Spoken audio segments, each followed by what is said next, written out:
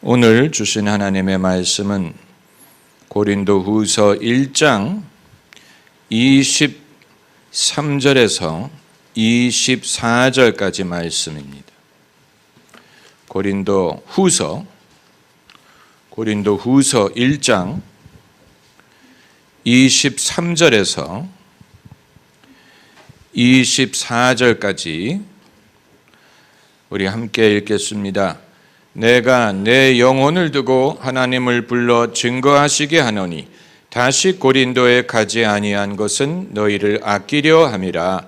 우리가 너희 믿음을 주관하려는 것이 아니요 오직 너희 기쁨을 돕는 자가 되려 함이니 이는 너희가 믿음에 있음이라. 아멘. 목회자와 성도 간의 올바른 관계에 대한 원칙을 의외로 고린도후서에서 발견하게 되었다라고 말씀을 드렸습니다. 목회자와 성도 간의 관계는 무슨 상식에 의거한 것이 아니고 이것은 하나님의 말씀을 통해서 배울 수밖에 없는 것입니다. 모니터를 꺼주시기 바랍니다. 그러니까 목회자와 성도 간의 올바른 관계의 원리, 우리는 상식적으로 그것이 상식적으로 예절을 쫓아 하면 되는 것이 아니냐라고 생각을 했는데 그렇지가 않다는 것입니다. 바울이 이렇게 길게 한 서신을 거기에 할애할 필요가 있었던 이유가 그만큼 목회자와 성도 간의 관계에 대하여 목회자들도 제대로 알지 못하고 성도들도 제대로 알지 못하기 때문에 배울 필요가 있었다는 것입니다. 목회자와 성도 간의 관계는 목회자만 알면 되는 것이 아니냐라고 생각을 할 수 있지만 도둑질도 마음이 맞아야 한다고 했는데 성도들의 신앙을 돕는 것도 서로의 마음이 맞아야 됩니다. 만약에 마음이 맞지 못하면 성도들은 목회자를 오해할 수 있습니다. 오히려 시험에 들 수 있습니다. 나를 관심이 없나? 정이 없나? 나를 사랑하지 않나? 오해를 가질 수 있습니다. 여러분, 상당수의 성도들이 교회를 올 때 엉뚱한 기대를 갖고 온다는 사실을 아십니까? 젊을수록 그렇습니다. 누군가가 사랑을 해주기를 기대하는 마음으로 옵니다. 당연히 교회가 친절을 베풀어야 되지만 사랑은 그렇게 아무렇게나 아무에게나 주어질 수 있는 것이 아니에요. 처음 만난 사람을 사랑한다는 것은 그건 거의 무의미한 것이 될 수 있습니다. 모르는 사람을 어떻게 사랑한다는 얘기입니까? 그건 위험할 수 있는 것이고 만일 처음 본 사람에게 내가 당신을 사랑합니다 이렇게 나가면 그건 오히려 수상한 것입니다. 당신이 나를 어떻게 안다고 보자마자 나를 사랑한다고 하느냐? 그럼 교회 들어오기 전에 저 문간 밖에서는 왜 사랑 안 했느냐? 그 밖에서는 무관심하다가 교회 건물을 들어온 다음에 사랑합니다 라고 말하는 것은 그것은 교회의 어떤 목적을 위해서 그렇게 하는 것이 아니냐? 이렇게 물으면 대꾸할 말이 없는 것입니다. 어떻게 대해주면 사랑이 된다는 말입니까? 미주알, 고주알, 신상에 대해서 다 물어봐주면 그게 사랑이 되는 것입니까? 이름을 기억해주면 사랑이 되는 것입니까? 일주일에 한 번씩 전화를 걸어주면 그것이 사랑이 되는 것입니까? 평소에 사람들로부터 사랑을 느끼기가 힘든 사람이라면 모두가 남으로 구성된 교회에서 사랑을 어떻게 느낄 수 있다는 말입니까? 그렇잖아요. 평소에 가족에게도 사랑을 느끼기 힘든 사람, 평소에 친구들에게도 사랑을 느끼기가 힘들었던 사람이 모든 성도들이 남으로 구성된 교회에서 어떻게 사랑을 경험하기를 기대한다는 것입니까? 그러니까 우리가 바라는 것은 하나님의 사랑을 경험하게 되기를 바라는 것입니다. 그것이 정답, 하나님의 사랑을 경험할 수 있다면 그 심령의 모든 필요를 채워줄 수 있습니다. 하나님의 사랑을 확신하고 하나님의 사랑을 경험할 수 있다면 그 사람은 상처가 치유될 것이고 담대함을 얻을 것이고 믿음이 깊어질 것이기 때문에 그것이 정답이. 그러나 웬만한 치유와 성숙이 이루어지기 전까지는 사람의 사랑과는 별개로 하나님의 사랑으로 자신의 문제를 해결하게 되는 것은 쉽지 않습니다. 하나님의 사랑, 눈에 보이는 사람에 의존하지 않는 하나님의 사랑을 경험하고 내면적인 성숙이 이루어지기 위해서는 그 사람이 이미 어느 정도 성숙해야 됩니다. 이미 어느 정도 성숙해야 됩니다. 그렇기 때문에 그런 사람들을 우리가 볼 때 성숙해질 때까지 기다려야 될 필요가 있습니다. 좀 인생을 살아보고 인생을 경험을 해보고 그리고 난 후에 신앙에서 어떤 맹목적인 그런 사랑이 아닌 하나님의 확신할 수 있는 사랑을 알 수가 있게 되는 것입니다. 젊은 사람일수록 그 감정의 기복이 더 클 수 있습니다. 수련회 가서는 아주 뜨겁게 믿는 것 같다가 수련회가 끝나면 금방 식었다가 이런 어떤 감정의 기복이 많은 사람들은 신앙이 얕아서 그런 것이 아니고 그 감정이 아직 성숙하지 않아서 그런 것입니다. 그러니까 내가 뭔가를 믿고 그것이 옳고 진리라는 것을 바라는데 그것이 내 인생의 진리라면 내가 화끈하게 아주 격렬하게 경험하지 않고서는 그것이 진리일 수가 없다고 생각을 하다 보니까 뜨거울 때는 자기가 믿는 것 같고 식을 때는 자신의 신앙에 대해서 의심을 갖게 되는 것입니다.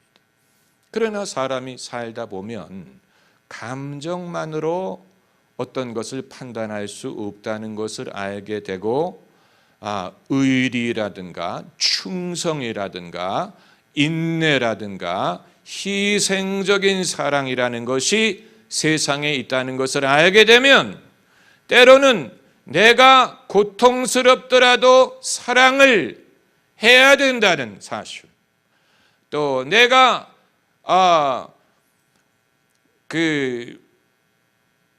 힘들더라도 남을 도와줘야 된다는 사실, 이런 것을 경험을 하면서 내가 과거에는 어떤 뜨거운 감정만으로 확신하려고 했던 하나님에 대한 진리가 그 이외에 여러 가지 다양한 방법으로 경험할 수 있다는 것을 알게 되는 것입니다.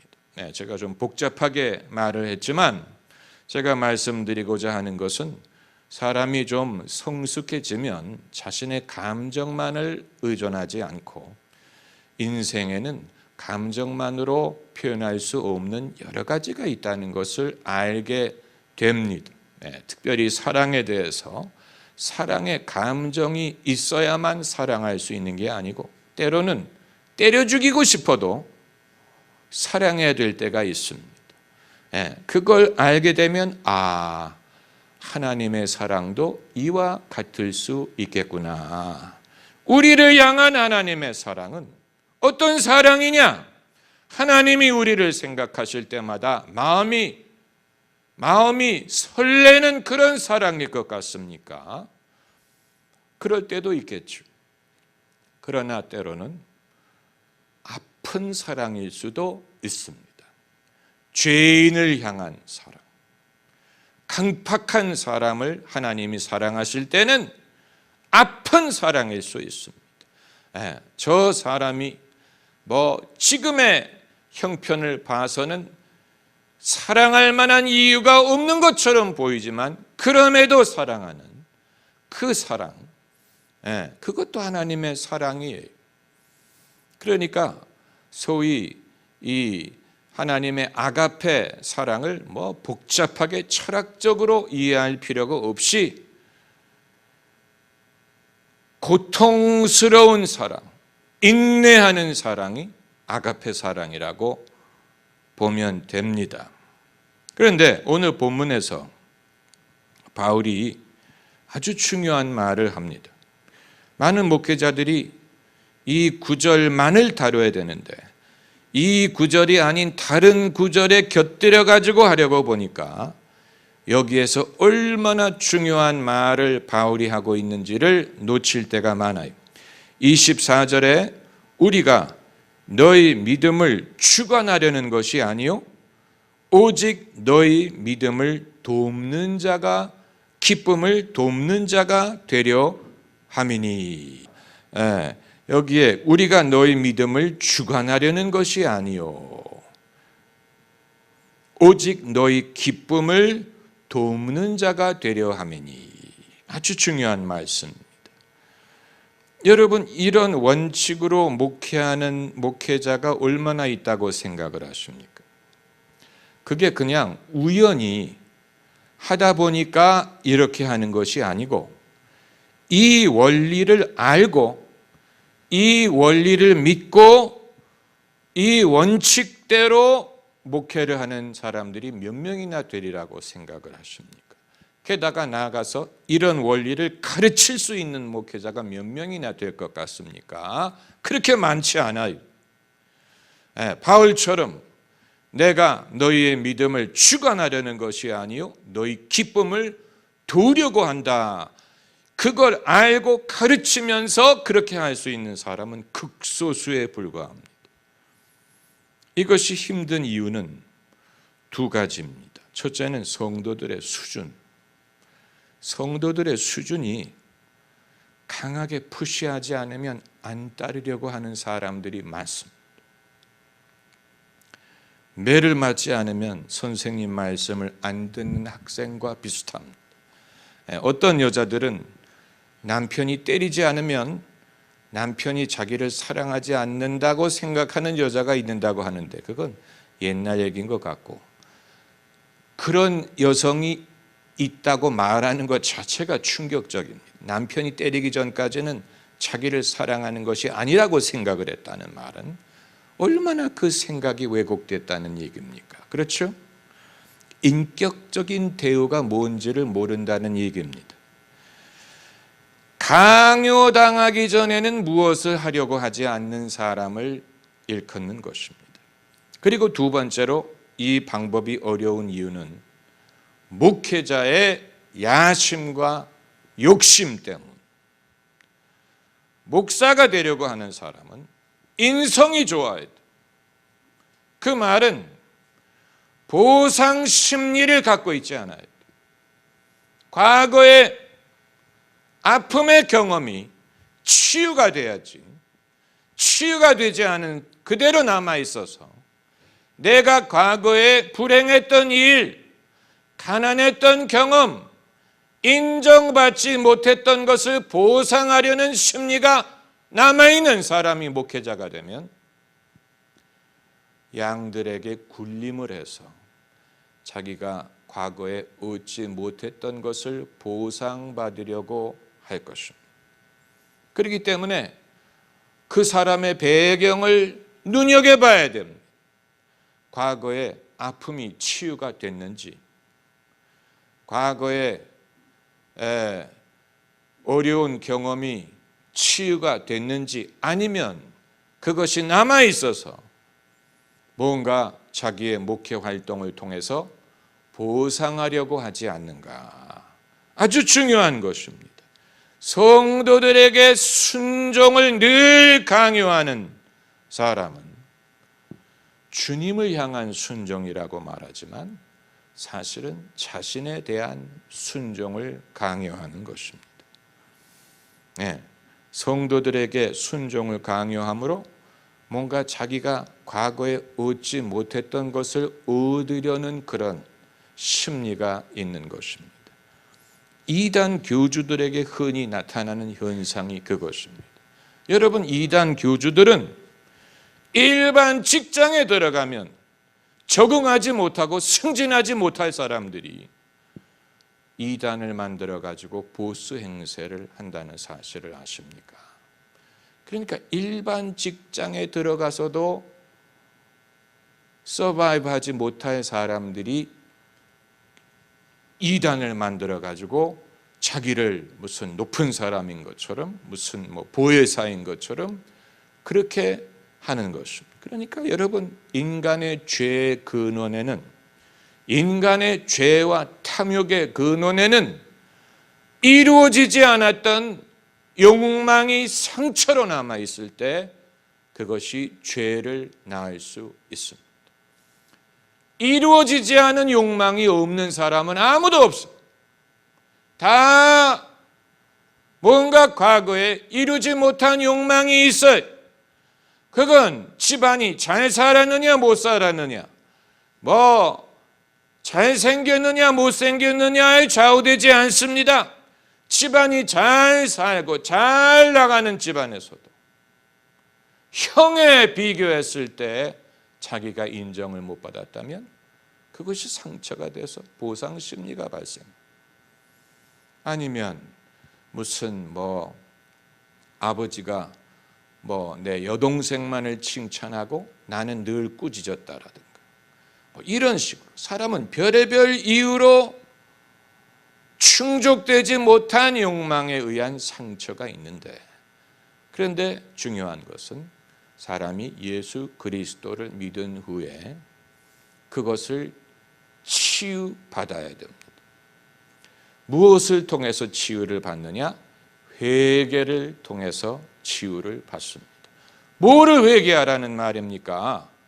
내가 과거에 내 욕망대로 이루어지지 못한 것에 대한 분노, 원망, 질투, 그것을 회개하는. 왜냐하면 그것은 근원에는 교만이 있기 때문에 그렇습니다. 내가 남들보다 더 많이 가져야 되고 적어도 그들만큼 가져야 되고 내가 남들만큼 대접을 받아야 되고, 그 근원에는 교만이 있습니다. 그러니까 무슨 하나님의 사랑이든 성령의 감동이든 기름 부음이든 그게 다 필요하지만 회개를 한 후에 하나님의 위로가 하나님의 위로로 내게 올 수가 있는 것입니다. 일단 내가 과거에 쥐고 있었던 entitlement, 나는 이런 대접을 받아야 돼, 나는 이런 사랑을 받을 만한 권리가 있어, 이거 쥐고 있는 것을 내려놓을 때 그때 하나님이 그를 위로하시고 치유하시고, 그래서 과거에는 그것이 굉장히 아팠는데 더 이상 아프지 않고 더 이상 거기에 대해서 연연하지 않고 더 이상 그것을 섭섭하게 생각하지 않는, 그것이 치유예요. 내면의 치유가 어려운 이유가 바로 거기에 있어요. 내면의 치유. 그렇기 때문에 주의 일을 하려고 하는 사람은 그 신앙이 뜨겁고 그 열정이 많을 때 그때 하는 것이 아니고 오히려 그 뜨거운 열정을 통해서 자신의 이루지 못했던 과거의 욕망을 커버하려는지도 모르기 때문에 지켜봐야 됩니다. 저 사람이 저렇게 열심을 내는 이유가 뭔가 자신의 채워지지 않는 욕망을 커버하기 위한 것이 아닐까. 목소리를 크게 낼수록 목소리를 크게 내야 자기 삶의 파도를 잠재울 수 있기 때문에 소리를 크게 내는 것이 아닐까. 그럼 목소리가 작아질 때는 그 사람은 어떻게 할까를 지켜봐야 됩니다. 그 내면의 파도가 소용돌이 칠 때 과연 그 사람은 그걸 어떻게 극복할까. 어려운 문제. 내면의 파도가 소용돌이 칠 때, 그렇기 때문에 예수 그리스도가 우리 마음에 들어오셔서 예수님이 들어오심으로 작업이 끝난 게 아니고 시작에 불과합니다. 예수님, 주 예수 내 마음에 들어와 계신 후 변하여 새 사람 되고 내가 늘 바라던 참빛을 찾음도 주 예수 내 마음에 오심, 예수님이 오신 후에 주님이 이루어야 될 작업이 커요. 주님이 들어오신 다음에 내 안에 청소해야 될 부분들이 많아요. 주님이 들어오셨어요. 주님 어서 오시옵소서. 주님은 저의 구주가 되셨나이다. 그래서 주님이 들어오셨어요. 그런데 주님이 들어오신 다음에 보니까 내 안방 가운데 큰 바위가 놓여 있는 거예요. 이건 뭐냐? 이건 제가 어렸을 때부터 있었던 건데요. 제 옛날부터 있었던 건데요. 이거 내가 치워도 되겠느냐? 치우시라고. 그래서 주님이 망치와 징을 가지고 그것을 쪼개기 시작하셔. 그럴 때 주님 그렇게 하면 아픈데요. 그거 옛날부터 있었던 거예요. 정든 거예요. 가져가지 마세요. 나보고 구주라며, 내 뜻대로 하라며. 그러니까 주님이 들어오신 다음에 하실 작업이 있어요. 근데 그 작업이 꽤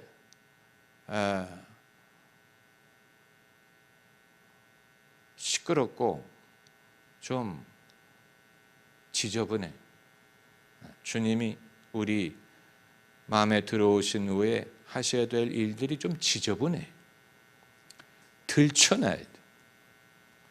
들춰내야 돼.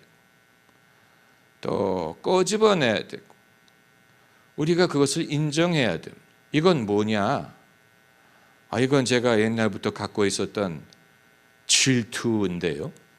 이거 갖다 버려도 되겠냐? 주님이 하시는 일이 우리 마음속에 들어오신 후에, 그러니까 복음주의는 그냥 예수님을 영접하기만 하면 끝이라고 가르쳤는데 그게 끝이 아니고 시작이, 주님이 들어오신 후에 하셔야 될 일들이 많아요. 그러기 위해서 들어오시라고 한 거예요. 우리의 구주가 되기 위해서. 이 치유에 대해서는 제가 치유를 별로 가르치지 않죠. 제 자신이 치유를 강하게 경험을 해봤지만 가르치지 않는 이유는 그게 자칫하면 자기 사랑론처럼 들릴 수가 있기 때문에 그렇습니다. 요즘에 TV에 힐링에 대한 프로가 많죠. 말만 열면 사람들이 힐링이 된다는, 그건 힐링이라는 단어를 성경에서 가져다가 엉뚱한 목적으로 쓰는 것입니다. 단어를 훔쳐간 것. 성경에서는 그런 식으로 힐링을 말하고 있지 않아요. 세속이 성경에 있는 원칙을 훔쳐다가 자기 뜻대로 해석을 해버렸어요. 성경이 말하는 힐링은 그런 것을 말하는 게 아니에요. 사람들이 교회에 와서 은혜를 받고 마음이 감동을 받으면 힐링이 되는, 그게 힐링이 아니에요. 그 상태로 되돌아가게 되면 그 사람은 힐링이 된 게 아니에요. 아픈 것을 때로는 꺼집어내야 돼.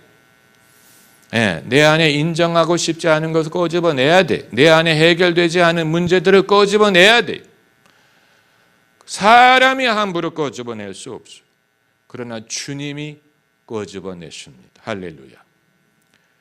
제가 힐링을 가르치지 않는 이유는 사람이 끄집어낼 수 없기 때문에 그런 거예요. 사람이 힐링을 해준다고, 집사님 과거의 일을 좀 말해봐, 나한테 과거의 비밀을 얘기해봐, 그렇게 가지고 힐링이 되는 게 아니. 성령께서 보여주셔야 돼. 성령께서 하셔야 돼. 성령께서 일순간에 하실 수 있어요. 성령께서 지식의 말씀을 주시는 게 그런 것입니다. 성령이 지식의 말씀을 주시면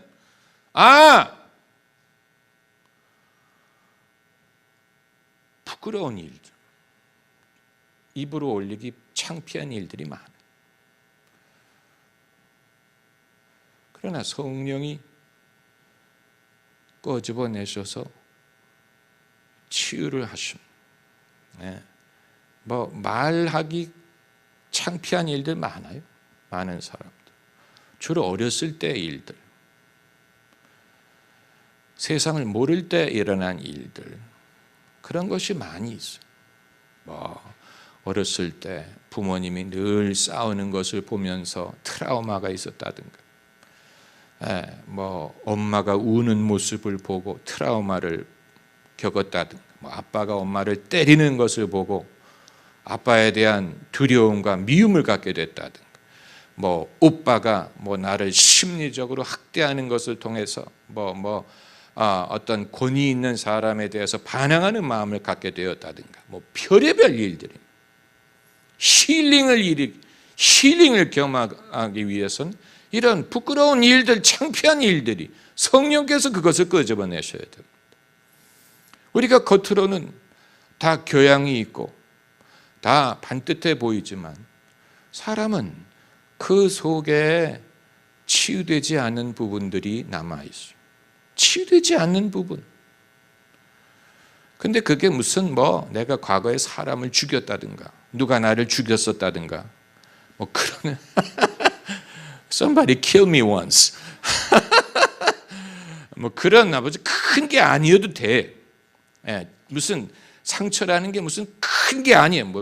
누가 나를 암살했다든가, 저격을 했다든가, 무슨 누가 나한테 100억 원을 훔쳐갔다든가, 그런 게 아니어도 돼. 아주 작은 데서 시작이 돼. 소꿉 친구들끼리 놀 때, 철수가 나보다는 영희를 좋아하고 늘 나를 따돌렸다든가, 이런 데서 시작이 되는 거예요. 이런 데서 상처가 시작이 되는 거예요. 큰 게 아니에요. 그러나 상처를 입은 사람에게는 굉장히 큰 거예요. 그래서 나이가 50이 되고 60이 돼도 그게 남아있는 거예요. 나는 원래부터 덜 사랑스러운 사람이었나 보다. 나는 누가 이렇게 비켜가는 사람이었던 것 같아. 이런. 그런데 성령께서 그것을 왜 좀 일찍 하셨으면 좋았을 텐데 왜 성령이 기다리실까? 아무튼 그래서 오늘 본문 말씀을 가지고 생각을 해보면 아마 여러분 이런 생각을 하실 겁니다.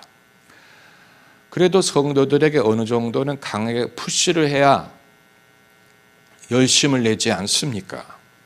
성도들에게 강하게 푸시를 해야 열심을 내지 않겠습니까? 어느 정도는 바울이 너희 믿음을 주관하려는 것이 아니다라고 말했지만 그래도 어느 정도는 주관을 해야 결과를 얻지 않겠습니까?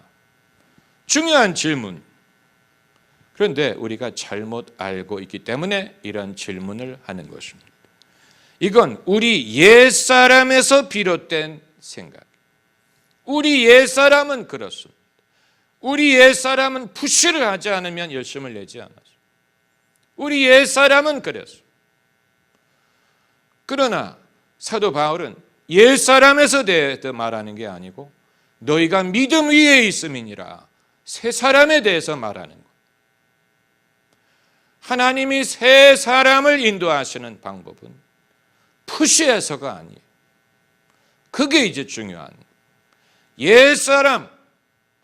옛사람은 율법적인 방법을 통해서 움직였죠. 그러나 옛사람을 말하는 게 아니고 성령 안에서 거듭난 사람에게는 이건 하나님의 방법이 아닌 것입니다. 이 육신의 이론을 따를 것 같으면 당연히 푸시를 해야죠. 사람이 사람을 푸시해서 일을 하게 하는 그 대표적인 제도가 뭡니까? 노예제도. 노예제도가 전형적인 예, 사람을 푸시하는. 국가의 형벌제도 마찬가지. 교도소에 들어가면 자유를 빼앗게 하라는 대로 해야 돼. 또 전체주의 사회가 그런 방법을 쓰죠. 북한과 대한민국의 가장 대표적인 차이점이 뭡니까? 거기에 있는 북한은 국가가 국민을 푸시하죠. 그 방법으로 나라를 다스리죠. 대한민국은 그렇게 하지 않죠. 거기에 가장 큰 차이가 있지 않습니까? 군대가 그런 방법을 쓰죠. 군대 왜 그렇습니까? 그렇지 않으면 아무도 군대를 안 가려고 할 테니. 군대가 그런 방법을 씁니다. 그리고 우리는 그 방법에 익숙함. 우리는 양쪽 입장에 다 있어 봤어요. 누가 우리를 푸시하는 것도 경험해봤고 남을 푸시도 해봤어요. 그런데 공통적인 경험이 무엇입니까? 푸시를 하는 일이나 푸시를 받는 것이나 공통적인 게 뭡니까? 기쁘지 않다. 푸시를 받는 것도 기쁘지 않고 남 푸시하는 것도 안 기뻐요. 남자가 미성년자는 귀를 가리세요. 남자가 여자에게 애정을 강요하려고 할 때 발생하는 일이 뭡니까? 강간, 성추행이죠. 강요하려고 할 때, 푸시하려고 할 때. 그러니까 남자와 여자가 애정을 나누는 것처럼 기쁜 일이 세상에 없는데 한쪽이 푸시를 하게 되면 그것처럼 고통스러운 일이 없는 거예요. 참 신기하지? 서로가 서로를 사랑하면 그것보다도 기쁜 일이 없어요. 그런데 그게 아니고 한쪽에서 푸시를 하면 그것처럼 큰 아픔이 없는 것과 마찬가지. 손해도 그런 손해가 없죠. 무슨 말인지 아시겠지? 사랑이라는 것은 푸시해서 되는 게 아니에요. 신앙이 그런 것입니다. 여러분, 중요한 것은 하나님이 푸시하는 방법을 쓰시지 않는다는 사실이에요. 한번 따라해 보세요. 하나님은 푸시하지 않으신다. 하나님은 그 방법으로 우리의 사랑을 얻으려고 하시지 않습니다. 왜냐하면 그 방법으로는 사랑을 할 수가 없어요. 신기한 것은 너희는 마음과 힘을 다하여 주 너희 하나님을 사랑할지니라 계명을 주셨다는 사실인데 계명으로 어떻게 하나님을 사랑할까? 그런 생각을 하실 때 없으니까 사랑을 해야 되기 때문에 사랑할 수 있는 건 아니죠. 그렇기 때문에 하나님은 계명은 그렇게 주셨지만 우리가 당신의 은혜를 경험하고 하나님의 사랑을 맛보고 내가 아직 죄인 되었을 때에 하나님이 당신의 사랑을 증거하셨다는 사실을 알고 그 사랑이 나를 움직여서 내가 자원하는 마음으로 하나님을 사랑하게 되기를 하나님은 바라십니다. 그게 하나님의 방법입니다. 우리가 은혜를 받아서 우리의 마음이 감동을 받아서 하나님의 사랑을 우리가 확신하게 되므로 우리가 의무적인 것이 아니고 벌을 두려워하기 때문도 아니고 하나님을 우리가 스스로 사랑하게 되는 것을 하나님은 바라십니다. 그것을 위하여 우리에게 은혜를 주시는 것이죠. 성령이 그 일을 위하여 우리를 감동하시는 것입니다. 예수님이 보혜사 성령을 우리에게 보내신 이유가 거기에 있는 것입니다. 그래서 율법은 모세를 통해 왔지만 은혜와 진리는 예수 그리스도를 통해서 왔다라고 말하는 이유가 거기에 있는 것입니다. 이 사실을 우리가 체질적으로 깨닫게 되기까지는 많은 변화가 필요합니다. 문화적인 변화, 정서적인 변화, 신학적인 변화, 하나님의 진리를 내가 충분히 소화해서 그것이 내 삶의 일부가 되어야 됩니다. 그러기 전까지는 우리의 본능이 되살아납니다. 우리의 본능은 늘 육신적이고 율법적이에요. 성도님들을 제가 마주칠 때마다 느끼는 것입니다. 경직되고 겁을 먹지요. 목사님, 저를 만나면 대부분의 성도들이 경직하고 긴장을 합니다. 목사를 만날 때도 그러는데 주님을 뵐 때는 오죽하겠어요. 무슨 주님 앞에서 무슨 사랑이니 뭐 이런 거 말하지 않고 전부 다 두려워할 거예요. 인간의 본능이 그래. 육신에서 우러나오는 것이. 그런 상황에서 무슨 기쁨 같은 것을 논할 수가 있겠습니까? 그렇죠? 그런데 사도 바울이 아주 중요한 말을 하는 2000년 전에 한 말이 2000년 전에 그가 말하기를 그냥 지나가는 식으로 말했어요.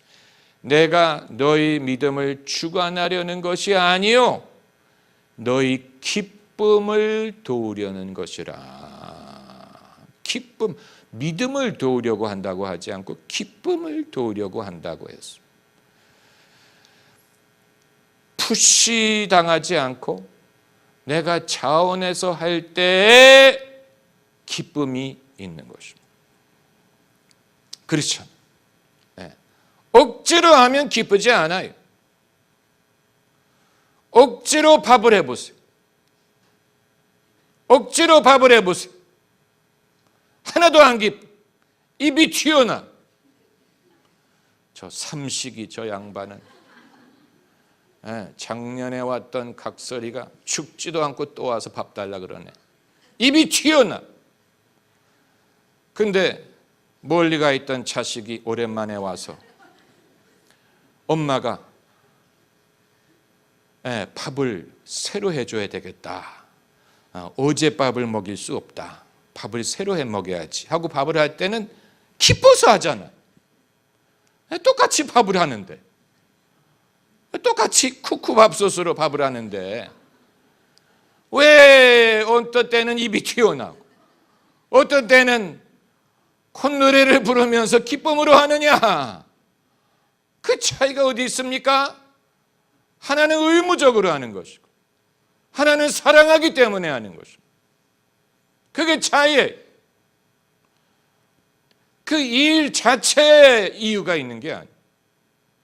밥을 하는 것이든 뭐 청소를 하는 것이든 뭐 차를 타고 데리러 가는 것이든 뭐 일 자체가 그걸 결정하는 게 아니고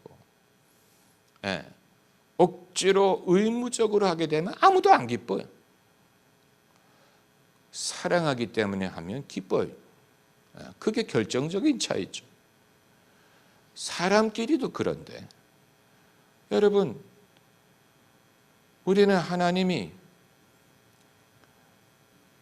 우리에게 부득이 입이 튀어나와 가지고 부득이 하는 것을 바라실 것 같아요?